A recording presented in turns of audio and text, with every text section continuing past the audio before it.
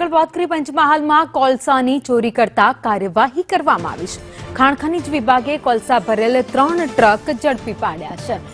ટુવા ગામના રેલવે ફાટક પાસેથી 2 ટ્રક ઝડપાયા છે। ગોઠડા ગામ પાસેથી 1 ટ્રક ભરેલ કોલસો ઝડપી પાડવામાં આવ્યો છે।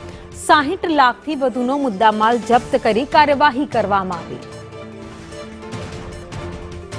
તો પંચમહાલમાં ખાણ ખનીજ વિભાગ દ્વારા કાર્યવાહી કરવામાં આવી છે। ખનીજ ચોરી કરવા માટે આવતા ટ્રકને ઝડપી પાડવામાં આવ્યા છે।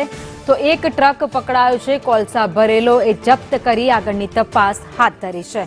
ટુવા અને ગોઠડા પાસે અલગ અલગ જગ્યાએથી ખનીજ કોલસા ભરેલ 3 ટ્રક ઝડપી પાડવામાં આવ્યા છે।